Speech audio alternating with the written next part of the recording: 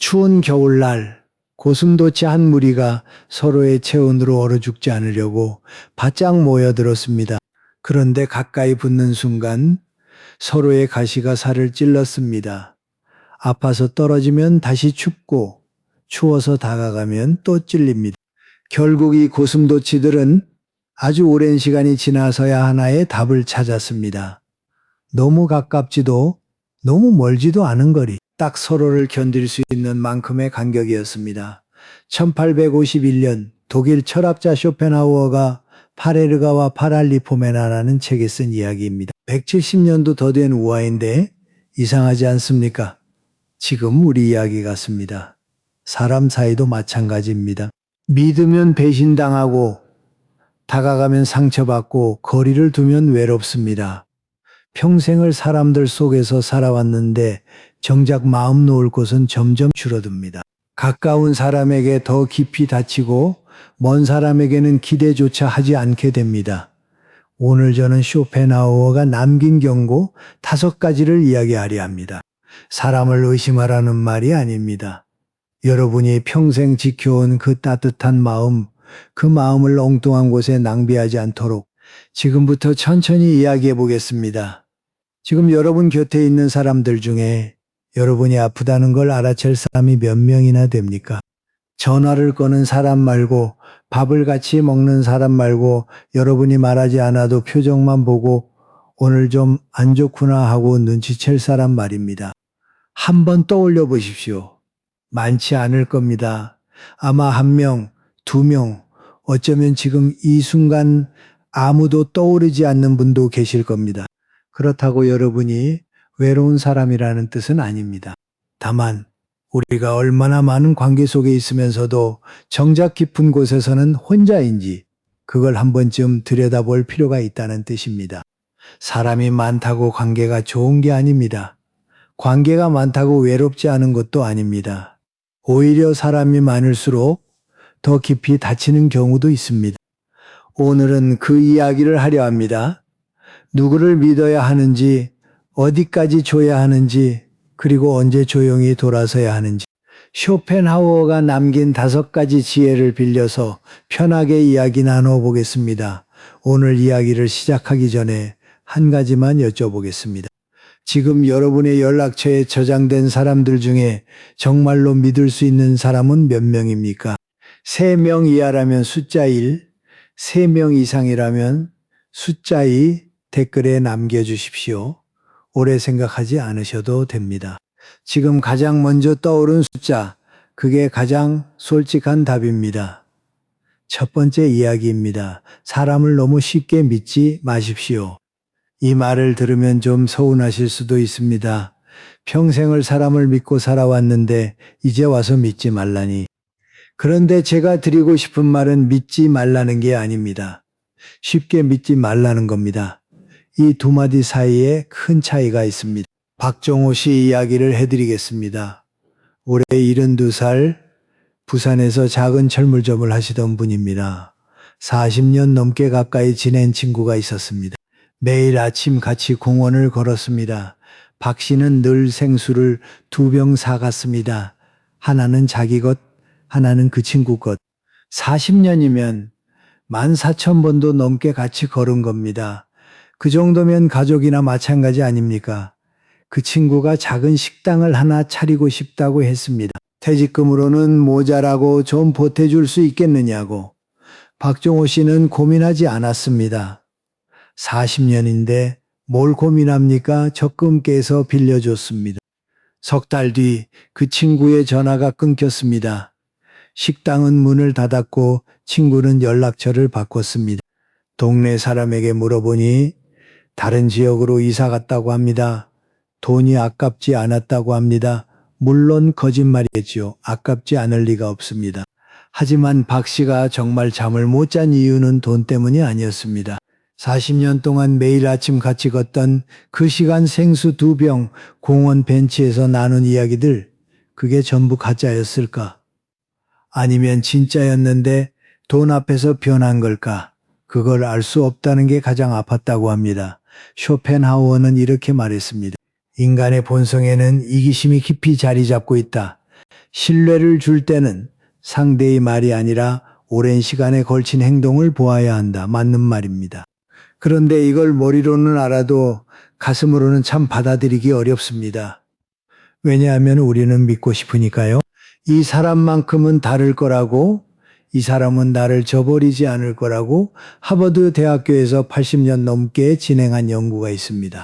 성인 발달 연구라는 이름으로 수백 명의 인생을 수십 년간 추적한 겁니다. 연구 책임자인 로버트 월딩거 교수는 이렇게 말했습니다. 50세 때 인간관계의 질이 좋았던 사람들이 80세에 가장 건강했다. 돈도 아니고 명예도 아니고 관계의 질이었습니다. 그런데 여기서 중요한 건 질이라는 단어입니다. 많은 관계가 아니라 좋은 관계. 10명의 아는 사람보다 1명의 진짜 사람이 건강을 지켜준다는 뜻입니다. 반대로 잘못된 관계는 사람을 병들게 합니다. 믿었던 사람에게 배신당한 뒤 찾아오는 건 분노만이 아닙니다. 불면, 소화장애, 혈압 상승, 마음의 상처가 몸에 병이 되는 겁니다. 그러니 여러분, 사람을 믿되 그 믿음을 줄 때는 천천히 주십시오. 말이 아니라 행동을 보십시오. 함께한 시간이 길다고 해서 신뢰가 깊은 것은 아닙니다. 우리가 흔히 하는 착각이 있습니다. 오래 알았으니까 믿을 수 있다. 같이 고생했으니까 배신하지 않을 것이다. 하지만 현실은 다릅니다. 사람은 상황이 바뀌면 달라집니다. 어제의 친구가 오늘의 남이 되기도 합니다. 그게 나쁜 사람이어서가 아니라 인간이 원래 그렇기 때문입니다. 그렇다면 아무도 믿지 말아야 할까요? 아닙니다. 다만 이것만 기억하십시오. 오래 알았다는 건 믿을 이유가 아닙니다. 지금 이 사람이 어떤 행동을 하고 있는가? 그것만이 믿을 이유입니다. 박정호 씨는 요즘도 아침마다 공원을 걷습니다. 다만 생수는 한 병만 삽니다. 이 이야기를 하다 보니 자연스럽게 떠오르는 질문이 하나 있습니다. 그렇다면 믿을 사람을 잘 골라야 하는 건 알겠는데 이미 가까운 사람에게 너무 많이 주고 있다면, 거절을 못해서 싫은 소리를 못해서 계속 주기만 하고 있다면 그건 어떻게 해야 합니까? 바로 두 번째 이야기입니다. 호의가 계속되면 사람들은 그걸 당연한 권리로 생각하기 시작합니다. 쇼펜하우어는 도덕의 기초에 대하여라는 책에서 이렇게 썼습니다. 동정심, 타인의 고통을 함께 느끼는 마음이야말로 도덕의 유일한 기초다. 맞습니다.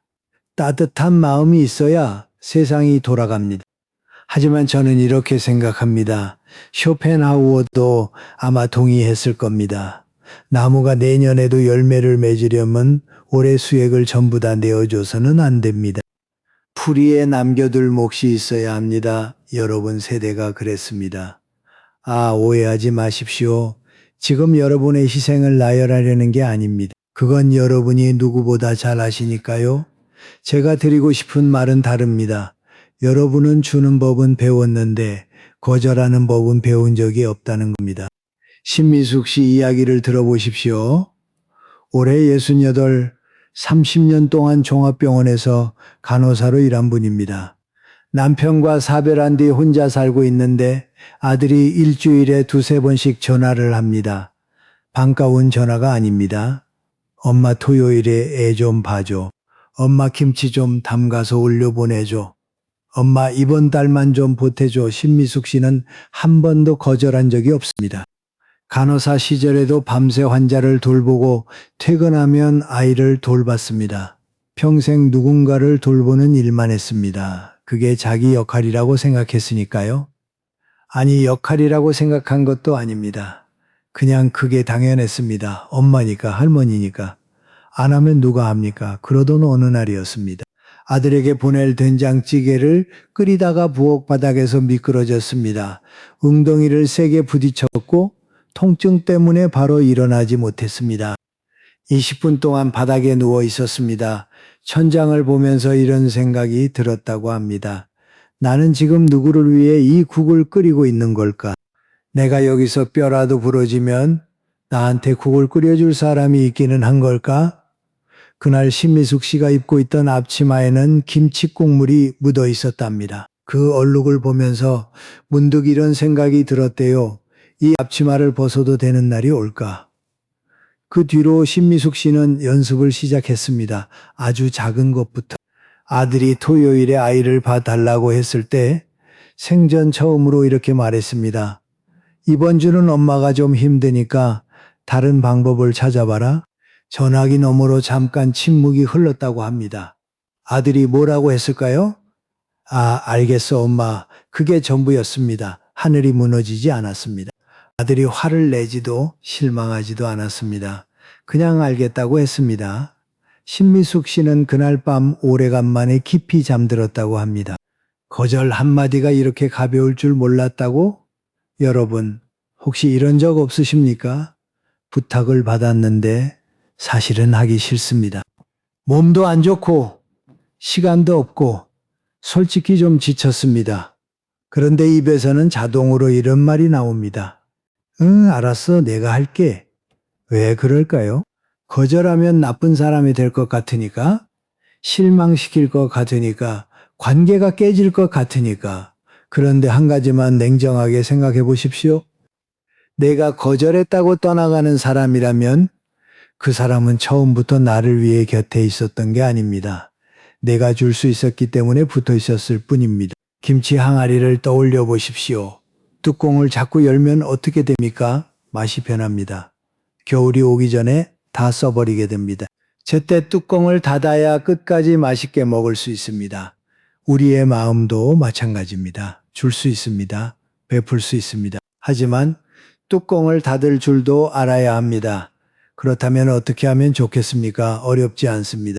누군가에게 응이라고 말하기 전에 마음속으로 세 가지만 물어보십시오. 하나, 나는 이걸 진짜 하고 싶은 건가? 아니면 거절이 무서워서 하는 건가? 둘, 내가 안 하면 정말 큰일이 나는 건가? 아니면 불편한 정도인가? 셋, 이걸 하면 내 몸이나 시간이나 마음이 많이 줄어드는가? 세 개 중에 두 개 이상이 솔직히 아니다 싶으면 이렇게 말씀하십시오. 이번에는 어려울 것 같아. 짧게, 담담하게, 긴 설명은 필요 없습니다. 미안하다는 말도 꼭 붙이지 않아도 됩니다.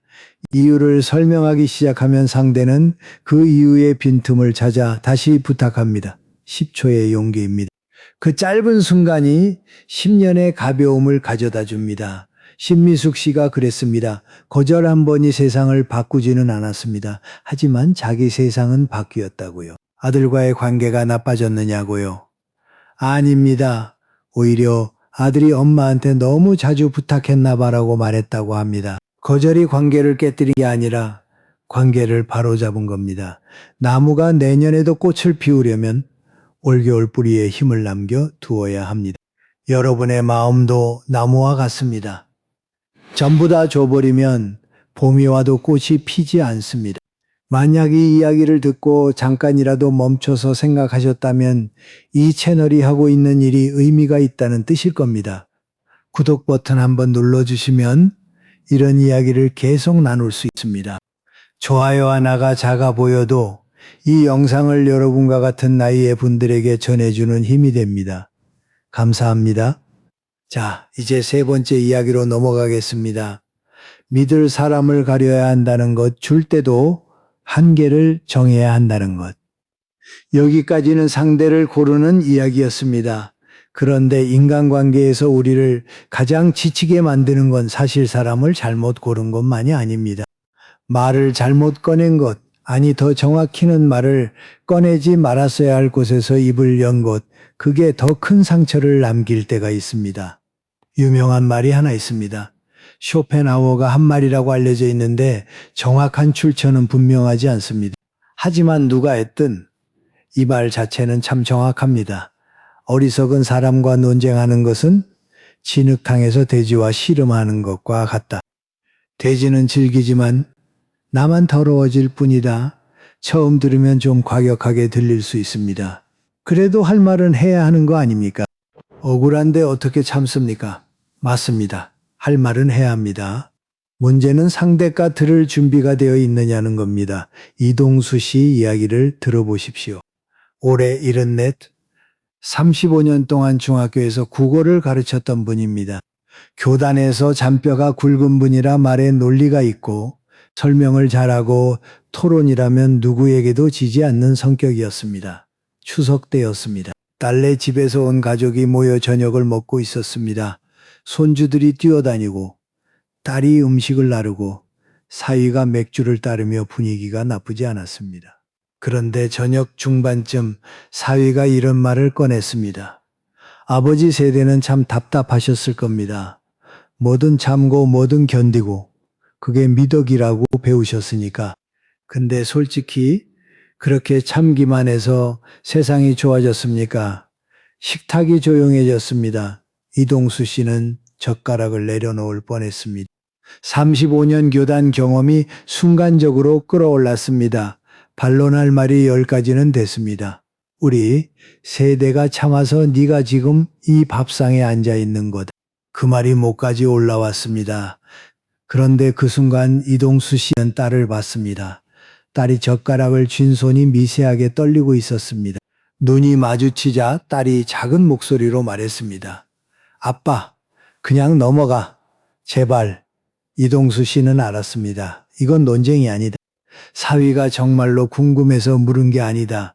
그냥 한마디 던진 것이고 여기서 내가 반박하면 터지는 건 사위가 아니라 딸이다. 이동수 씨는 맥주를 한 모금 마시고 천천히 말했습니다. 그래 우리 세대도 잘못한 게 많지. 그게 전부였습니다. 사위는 아내하고 화제를 바꿨고 저녁은 무사히 끝났습니다. 손주가 할아버지 또 와 하고 매달렸고 딸이 현관에서 고맙다는 눈빛을 보냈습니다. 그런데 집에 돌아가는 길 이동수 씨는 편의점에 들러 캔맥주를 하나 샀습니다. 공원 벤치에 앉아 혼자 마셨습니다. 그날 밤 그 맥주 한 캔이 인생에서 가장 쓴 맥주였다고 합니다. 아무 말도 하지 않았습니다. 그냥 마셨습니다. 참는 게 옳았느냐고요? 글쎄요. 옳고 그름의 문제가 아닙니다. 이동수 씨는 그 저녁 논쟁에서 이기는 것보다 더 중요한 걸 지킨 겁니다. 딸의 저녁 식탁, 손주의 웃음, 가족이 다시 모일 수 있는 가능성, 그걸 지킨 겁니다. 로마 시대의 철학자 세네카가 이런 말을 남겼습니다. 루킬리우스에게 보내는 편지, 13번째 편지에 나오는 구절입니다. 우리는 실제보다 상상 속에서 더 많이 고통받는다. 곰곰이 생각해보면 정말 그렇습니다. 사위가 던진 그 한마디, 5분짜리 불쾌감이었습니다. 그런데 만약 이동수 씨가 그 자리에서 반박했다면 어떻게 됐을까요? 5분짜리 다툼이 5일짜리 냉전이 되고 5일이 5개월이 되고 딸이 명절마다 아빠 옆을 빌까 사위 눈치를 볼까 전전긍긍하는 상황이 됐을 겁니다. 그리고 이동수 씨는 그 5개월 내내 잠을 설쳤을 겁니다. 상대는 진작 잊었는데 나만 혼자 곱씹고 있는 겁니다. 쇼펜하우어가 이런 취지의 말도 했습니다. 어리석은 사람과 논쟁하는 것은 그를 이기는 것이 아니라 스스로 그와 같은 수준으로 내려가는 것이다. 논쟁에서 이겼다고 칩시다. 그래서 뭐가 남습니까? 상대가 당신이 맞았어? 미안해하고 사과하던가요? 대부분은 그렇지 않습니다. 오히려 앙금만 남고 다음에 만나면 더 불편해집니다. 그렇다면 실제로 화가 치밀어 오를 때 어떻게 하면 좋겠습니까? 방법을 하나 알려드리겠습니다. 이름을 붙이자면 5초 호흡이라고 할 수 있겠습니다. 누군가 기분 나쁜 말을 했을 때 바로 입을 열지 마십시오. 대신 코로 천천히 5을 세며 숨을 들이쉬십시오. 하나, 둘, 셋, 넷, 5. 그리고 그 5초 동안 이것만 자문해 보십시오. 5분 뒤에도 이게 중요한가? 5일 뒤에도 기억날까? 대부분은 아닙니다. 5분 뒤면 다른 이야기를 하고 있을 겁니다. 5일 뒤면 무슨 말이 오갔는지도 가물가물해질 겁니다. 그렇다면 지금 이 순간 흥분할 필요가 있겠습니까? 5초가 지나면 이렇게 말씀하십시오. 그럴 수도 있지. 또는 그렇구나. 그리고 조용히 자리를 뜨십시오. 이것은 지는 게 아닙니다. 싸움판 자체를 치워버리는 겁니다. 싸움터에 서지 않는 사람을 이길 방법은 없습니다. 10마디 반박보다 10걸음 물러남이 값집니다. 여러분의 에너지는 소중합니다. 그 에너지를 아무에게나 쓰지 마십시오. 이동수 씨에게 한 가지 더 여쭤봤습니다. 지금 사위와의 관계는 어떻습니까? 이동수 씨가 웃으며 말했습니다. 여전히 가끔 거슬리는 소리를 하지. 근데 이제는 안 들려. 내 귀가 나빠진 게 아니라 내가 골라서 듣는 법을 배운 거야. 골라서 듣는다. 참 좋은 표현입니다. 모든 말을 다 받아들일 필요 없습니다. 모든 사람에게 인정받을 필요도 없습니다. 그리고 이 이야기는 자연스럽게 네 번째 주제로 이어집니다. 남의 시선을 너무 신경 쓰지 마십시오. 당신의 인생을 사십시오. 쇼펜하우어는 이런 말을 남겼습니다. 우리는 타인의 시선 속에서 살지만 그 시선이 우리의 삶을 책임져 주지는 않는다. 젊은 시절에는 이 말이 크게 와닿지 않았을 수도 있습니다. 살아남아야 했으니까. 남들보다 뒤처지지 않으려고 남들이 보기에 괜찮은 사람이 되려고 뛰었습니다. 그건 잘못된 게 아닙니다. 그 시대에는 그렇게 하는 게 맞았습니다. 문제는 그 시대는 끝났는데 습관은 안 끝났다는 것입니다. 지금 여러분의 나이에서 남의 시선은 어떤 모습으로 찾아옵니까? 예전처럼 직장이나 성적이나 결혼 같은 게 아닙니다. 다른 형태입니다. 손주는 안 봐주냐? 자식한테 패 끼치면 안 되지. 그 나이에 그런 걸 왜 해? 돈을 그런 데 쓰냐? 자식한테 물려줘야지. 노인이 무슨 취미야? 이런 말들 들어보신 적 있으십니까? 아마 한두 번이 아닐 겁니다. 가족에게, 이웃에게, 심지어 자기 자신에게도 이런 말을 해본 적이 있을 겁니다. 내가 이 나이에 이러면 안 되는데 이런 것까지 하면 욕심이지. 자식들 보기에 부끄럽지 않나 최은자 씨 이야기를 해드리겠습니다. 올해 66, 남편과 사별한 지 3년 된 분입니다. 혼자 지내면서 텔레비전 보고 장 보고 가끔 딸이 보내주는 손주 사진 보는 게 하루의 전부였습니다. 그런데 어느 날 주민센터 게시판에서 수채화 교실이라는 안내문을 봤습니다. 매주 일요일 오후 2시 초보 환영이라고 적혀 있었습니다. 최은자 씨는 어릴 때부터 그림을 좋아했습니다. 다만 그릴 시간이 없었을 뿐이죠. 결혼하고 아이 낳고 남편 뒷바라지하고 시부모 모시고 40년 동안 붓을 잡을 여유는 단 한 번도 없었습니다. 안내문 앞에서 한참을 서 있었다고 합니다. 하고 싶다. 근데 이 나이에 이웃이 뭐라고 하려나? 딸한테 말하면 엄마 그 시간에 손주나 봐주지 하지 않을까? 6개월을 망설였습니다. 6개월이요. 그림 한번 배워보겠다는데 반년을 고민한 겁니다. 왜요? 실력이 없어서가 아닙니다. 누군가의 시선이 무서웠기 때문입니다. 결국 최은자 씨는 등록했습니다. 일요일 오후 수채화 교실, 그리고 화방에 가서 물감 세트를 하나 샀습니다. 계산대에서 젊은 직원이 물었습니다. 손주 선물이세요. 최은자 씨가 잠깐 멈칫하다가 미소를 지으며 대답했습니다. 아니요, 제 거예요. 그 한마디가 40년 만에 처음이었다고 합니다. 자기 자신을 위해 무언가를 산 것 말입니다. 자기 자신을 위해 무언가를 산다는 것, 그게 왜 이렇게 어려웠을까요? 여러분의 옷장을 한번 열어보십시오. 그 안에 걸려있는 옷들 중에 정말로 내가 좋아서 산 옷이 몇 벌이나 됩니까? 며느리가 사준 옷, 딸이 선물한 옷, 이웃 모임에 입고 가려고 사둔 옷. 정작 내가 골라서 내가 좋아서 나를 위해 산 옷은 몇 벌이나 됩니까? 옷장이 그렇습니다. 그런데 인생도 마찬가지 아닙니까? 남이 기대하는 삶, 자식이 바라는 삶, 이웃이 보기에 괜찮은 삶, 그 옷들만 걸려 있고 정작 내가 입고 싶은 옷은 한 벌도 없는 옷장. 그런 인생을 살고 있지는 않으십니까? 우리가 흔히 하는 착각이 있습니다. 이 나이에 자기 좋은 대로 사는 건 이기적인 거다. 자식한테 도움이 안 되는데 무슨 취미냐.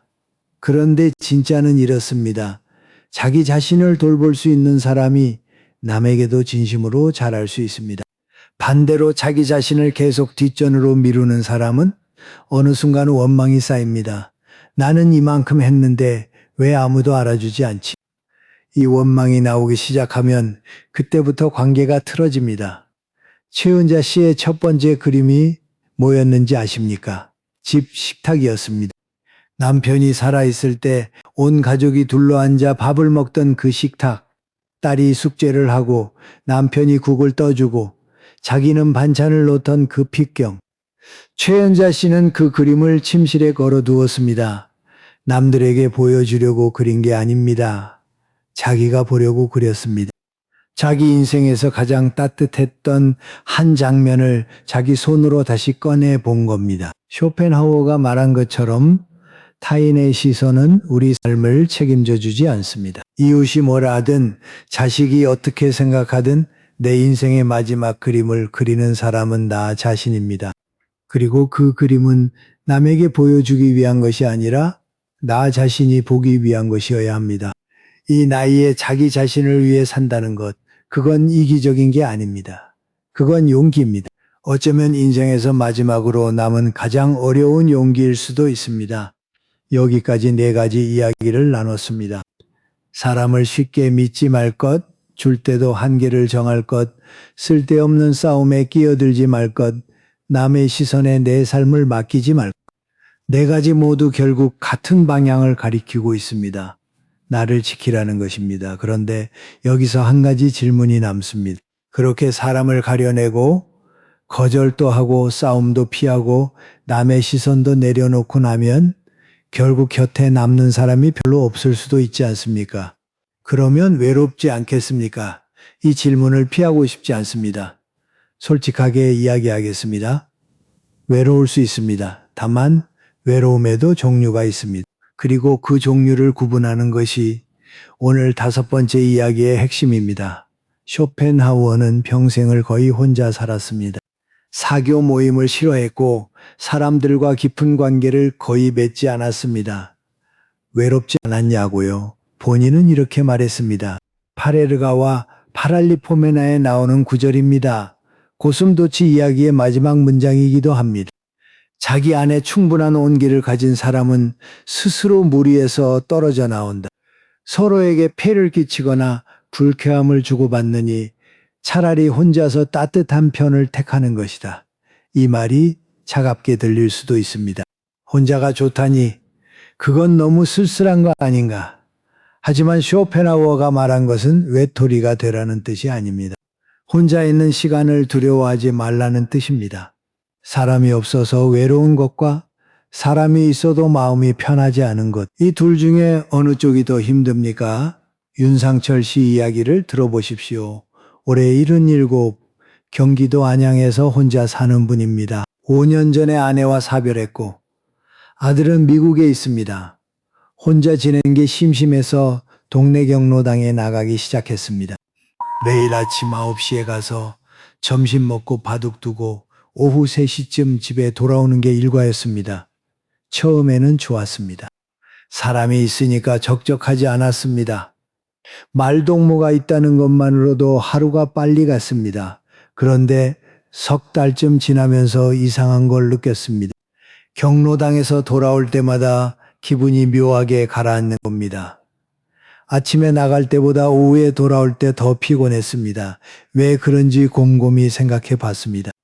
대화 내용을 떠올려 보니 패턴이 있었습니다. 자식 자랑 아니면 자식 원망이었습니다. 김 씨네 아들은 강남에 아파트를 사줬다더라. 이 씨네 며느리는 시어머니한테 용돈을 100만 원씩 준다더라. 나는 자식한테 전화 한 통 못 받는다. 내 팔자가 그렇지 뭐. 비교와 한탄. 그게 매일의 주제였습니다. 누군가의 자식이 잘 되면 나머지 사람들의 얼굴이 어두워지고 누군가가 아프다고 하면 나는 더 아프다며 경쟁하듯 이야기합니다. 위로를 주고받는 게 아니라 불행을 비교하는 자리였습니다. 윤상철 씨는 어느 날 스스로에게 물었습니다. 나는 왜 여기에 오는 걸까? 정말 이 사람들이 좋아서인가? 아니면 혼자 있는 게 무서워서인가? 답은 후자였습니다. 혼자 있으면 죽은 아내 생각이 나고 미국에 있는 아들 걱정이 되고 빈집의 적막이 무서웠습니다. 그 적막을 피하려고 경로당에 간 건데 돌아오면 오히려 마음이 더 무거웠습니다. 남의 불행을 듣고 내 불행을 꺼내고 서로의 상처를 비벼대는 시간이 위로가 아니라 소모였던 겁니다. 윤상철 씨는 결심했습니다. 일주일만 안 나가보자. 월요일 아침 9시가 되었는데 나가지 않았습니다. 거실에 앉아 있으니 시계 소리가 크게 들렸습니다. 조용했습니다. 솔직히 무서웠다고 합니다. 이러다 정말 외톨이가 되는 거 아닌가. 화요일도 안 나갔습니다. 수요일도. 그런데 목요일쯤부터 이상한 일이 생겼습니다. 베란다에 나가서 화분에 물을 줬는데 그게 기분이 좋았습니다. 아내가 살아있을 때 키우던 화분인데 솔직히 그동안 대충 물만 줬거든요. 그날은 잎사귀를 하나하나 들여다봤습니다.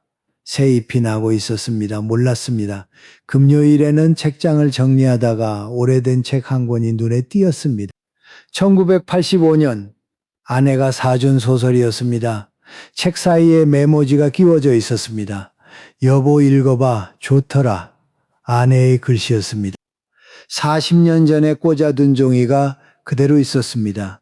그 종이 한 장이 경로당에서 보낸 석 달보다 따뜻했다고 합니다. 윤상철 씨는 그 주말부터 아침 일과를 바꿨습니다. 화분에 물을 주고 아내가 좋아하던 라디오 채널을 틀고 그 소설을 천천히 읽기 시작했습니다. 20년 동안 잊고 있던 것들이었습니다. 사람을 만나느라 바빠서 정작 자기 자신과 보내는 시간이 없었던 겁니다. 혼자라는 건 꼭 외로운 게 아닐 수도 있습니다. 지금 이 말을 듣고 의문이 드시는 분도 계실 겁니다. 아니, 그래도 사람을 안 만나면 건강에 안 좋다고 하지 않습니까? 맞습니다. 이건 사실입니다. 미국 브리거명 대학교의 줄리안 홀트 런스테드 교수 연구팀이 2010년에 30만 명 이상의 데이터를 종합 분석한 결과가 있습니다. 사회적 연결이 부족한 사람은 하루에 담배 15개비를 피우는 것과 비슷한 수준의 조기 사망 위험이 있다는 겁니다. 무서운 숫자입니다. 하지만 여기서 중요한 건 사회적 연결이 부족한이라는 표현입니다. 혼자 있는 시간이 많다는 것과 사회적 연결이 부족하다는 것은 같은 말이 아닙니다. 쉽게 풀어서 말씀드리겠습니다. 혼자 있는데 불안하고 아무도 나를 신경 쓰지 않는다고 느끼고 세상에서 잊혀진 것 같은 기분이 드는 것. 이것이 외로움입니다. 영어로 로널리니스, 한국말로는 고독이라기보다 고립에 가깝습니다. 이 상태는 정말로 건강을 해칩니다. 그런데 혼자 있는데 편안하고 내가 하고 싶은 걸 하고 내 속도로 하루를 보내는 것, 이건 다릅니다. 이건 혼자만의 시간, 자발적 고독입니다. 심리학에서는 솔리튜드라고 부르는데 이건 오히려 스트레스 호르몬인 코르티솔을 낮추고 자기 결정감을 높이고 내면의 안정을 가져다 준다는 연구 결과가 여러 대학에서 나오고 있습니다. 같은 혼자인데 방향이 다릅니다. 누군가에게 혼자 내몰린 것과 스스로 혼자를 선택한 것은 전혀 다른 경험입니다. 윤상철 씨는 지금도 가끔 경로당에 갑니다. 매일은 아닙니다. 일주일에 한두 번 가고 싶을 때만 갑니다. 비교 이야기가 시작되면 슬쩍 자리를 뜹니다. 대신 나머지 날은 자기만의 아침을 보냅니다. 화분, 라디오, 소설, 그리고 가끔 아내의 메모를 꺼내봅니다. 윤상철 씨에게 물었습니까? 잠깐 생각하더니 이렇게 대답했습니다. 예전에는 사람이 없으면 외로웠어. 지금은 나랑 맞지 않는 사람이 있으면 오히려 더 외로워. 혼자 있는 게 아니라 잘못된 곳에 앉아 있는 게 진짜 외로움인 것 같아. 한국 속담에 이런 말이 있습니다. 홀로 된 소나무가 바람에 더 강하다. 숲속에 빽빽이 자란 나무는 옆 나무에 기대어 서 있습니다. 바람이 불면 서로 부딪히고 큰 태풍이 오면 한꺼번에 쓰러집니다. 그런데 들판에 홀로 선 소나무는 다릅니다. 바람을 혼자 맞으니까 뿌리가 더 깊이 내려갑니다. 흔들리지만 쓰러지지 않습니다. 왜냐하면 기댈 곳이 없으니까 자기 자신이 기둥이 된 겁니다. 쇼펜하우어가 인생의 지혜라는 글에서 이런 말을 했습니다. 내면이 풍요로운 사람은 외부에서 아무것도 요구하지 않는다. 다만 방해받지 않는 고요한 시간, 그것만 있으면 된다. 이 말을 처음 읽었을 때 솔직히 좀 쓸쓸하게 들렸습니다. 아무것도 요구하지 않는다니 그게 사람 사는 건가? 그런데 윤상철 씨의 이야기를 듣고 나서 다시 읽으니 다르게 보입니다. 아무것도 요구하지 않는다는 건 부족해서가 아니라 이미 충분하기 때문입니다. 여러분 안에도 그 충분함이 있습니다. 70년, 80년을 살아오면서 쌓인 기억, 배운 것들, 좋아하는 것들, 사랑했던 사람들의 흔적, 그것들이 여러분 안에 고스란히 남아 있습니다. 밖에서 찾지 않아도 이미 안에 있습니다. 혼자 있는 시간이 무섭다면 이것만 기억하십시오. 모든 외로움이 나쁜 건 아닙니다. 혼자인데 편안하다면 그건 외로움이 아닙니다. 그건 자유입니다. 사람을 만나는 것도 좋지만 만나야 할 사람을 고르는 것도 중요하고 때로는 아무도 만나지 않는 날이 가장 풍요로운 날이 될 수도 있습니다. 윤상철 씨가 마지막으로 이런 말을 했습니다. 예전에는 하루에 사람을 많이 만나야 좋은 하루인 줄 알았어. 지금은 달라. 하루가 끝났을 때 마음이 편하면 그게 좋은 하루야. 누구를 만났든 안 만났든 혼자 있는 시간을 두려워하지 마십시오. 그 시간은 비어 있는 게 아닙니다. 여러분 자신으로 가득 차 있는 시간입니다. 오늘 5가지 이야기를 나눴습니다. 하나하나 천천히 되짚어 보겠습니다. 첫 번째, 사람을 쉽게 믿지 마십시오. 40년을 함께 걸어도 그 시간이 곧 신뢰는 아닙니다. 믿음은 오랜 세월이 아니라 지금 이 순간의 행동에서 나옵니다. 박종호 씨처럼 생수를 2병 사던 사람도 어느 날 1병만 들고 걷게 될 수 있습니다. 그게 냉정한 것이 아닙니다. 그게 자기를 지키는 것입니다. 두 번째, 줄 때는 한계를 정하십시오. 평생 남을 돌보며 살아온 분들일수록 거절이라는 단어가 입에 익지 않습니다. 하지만 김치 항아리도 뚜껑을 닫아야 겨울을 납니다. 신미숙 씨가 처음으로 이번 주는 어렵다고 말했을 때 세상은 무너지지 않았습니다. 오히려 관계가 바로 섰습니다. 나무의 뿌리에 남겨둘 몫이 있어야 내년에도 꽃이 핍니다. 세 번째, 쓸데없는 싸움에 끼어들지 마십시오. 모든 말에 대답할 필요 없고 모든 무례에 맞설 필요도 없습니다. 이동수 씨는 사위의 한마디에 반박하는 대신 딸의 저녁 식탁을 지켰습니다. 공원 벤치에서 혼자 마신 맥주는 수도 있었지만 그 쓴맛이 가족의 평화보다 무겁지는 않았습니다. 5초만 참으면 5달의 냉전을 막을 수 있습니다. 네 번째, 남의 시선에 내 삶을 맡기지 마십시오. 최은자 씨는 6개월을 망설인 끝에 물감 세트를 하나 샀습니다. 그리고 40년 만에 처음으로 자기 자신에게 선물을 줬습니다. 아니요, 제 거예요. 이 한마디가 그렇게 어려웠던 이유는 우리가 너무 오래남의 눈으로 자기 인생을 봐왔기 때문입니다. 이 나이에 자기를 위해 사는 것, 그건 이기심이 아니라 용기입니다. 5번째, 혼자 있는 시간을 두려워하지 마십시오. 윤상철 씨는 경로당을 줄이고 베란다 화분과 아내의 메모지를 다시 만났습니다. 사람이 없어서 외로운 게 아니라 맞지 않는 자리에 앉아 있는 게 진짜 외로움이었습니다. 혼자인데 편안하다면 그건 외로움이 아닙니다. 그건 자유입니다. 쇼펜하우어의 고슴도치 이야기 기억나십니까? 너무 가까우면 가시에 찔리고 너무 멀면 얼어 죽는 고슴도치들. 그 고슴도치들이 아주 오랜 시간 끝에 찾아낸 답은 서로를 견딜 수 있는 딱 그만큼의 거리였습니다. 여러분도 마찬가지입니다. 70년, 80년을 사람들 사이에서 부대끼며 살아오셨습니다. 이제는 아실 겁니다. 누구를 가까이 둬야 하는지, 누구와 거리를 둬야 하는지, 그리고 언제 자기 자신 곁으로 돌아와야 하는지 그 감각은 이미 여러분 안에 있습니다. 쇼펜하우어는 인생의 지혜에서 이렇게 썼습니다. 자기 안에 충분한 온기를 가진 사람은 굳이 무리해서 온기를 구하지 않는다. 그것은 차가운 것이 아니라 이미 따뜻하기 때문이다. 여러분 안의 온기는 충분합니다. 이제는 그 온기를 아무에게나 나눠주지 마십시오. 가장 먼저 자기 자신에게 쓰십시오. 오늘 이야기를 들으시면서 어떤 생각이 드셨습니까? 혹시 박종호 씨처럼 믿었던 사람에게 상처받은 기억이 떠오르셨습니까? 신미숙 씨처럼 거절하지 못해서 지쳐본 적이 있으십니까? 이동수 씨처럼 참아야 했던 밤이 있었습니까?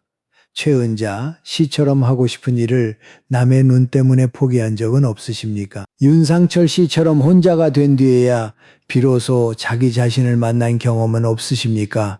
있으시다면 댓글에 한 줄만 남겨주십시오. 긴 글이 아니어도 됩니다. 한 문장, 한 단어라도 좋습니다. 저는 늘 댓글을 읽습니다. 그리고 여기에 글을 남기시는 분들도 읽습니다. 여러분의 이야기가 다른 누군가에게 위로가 됩니다. 같은 시대를 살아온 사람의 한마디가 전문가의 긴 설명보다 더 깊이 닿을 때가 있습니다. 이 영상이 마음에 닿으셨다면 주변의 같은 나이의 친구분, 형제분, 이웃에게 한번 보내주십시오. 링크 하나 전하는 것만으로도 오늘 밤 누군가의 마음이 조금 가벼워질 수 있습니다. 오늘 마지막으로 드리고 싶은 말씀이 있습니다. 여러분은 참 오래 달려오셨습니다. 가족을 위해, 자식을 위해, 때로는 이름도 모르는 의무감을 위해 쉬어도 된다는 말을 듣지 못한 채로 여기까지 오신 분들이 많을 겁니다. 이제는 조금 쉬어도 괜찮습니다. 모든 관계를 다 유지하지 않아도 괜찮고, 모든 부탁을 다 들어주지 않아도 괜찮고, 가끔은 아무도 만나지 않는 하루를 보내도 괜찮습니다. 그것이 나태한 것이 아닙니다. 그것이 자기 자신에게 돌아가는 길입니다. 저는 내일도 모레도 여기에 있겠습니다. 오래된 친구처럼 약속하지 않아도 같은 자리에 앉아 있는 사람, 그런 사람이 되고 싶습니다. 언제든 돌아오십시오. 여기는 아무도 여러분을 평가하지 않습니다. 마지막으로 이 말씀만 드리겠습니다. 여러분은 충분히 잘 살아오셨습니다. 이제는 조금 자기 자신에게도 잘해주십시오. 오늘도 편안한 밤 보내시기를 바랍니다. 100년의 지혜 김형석이었습니다.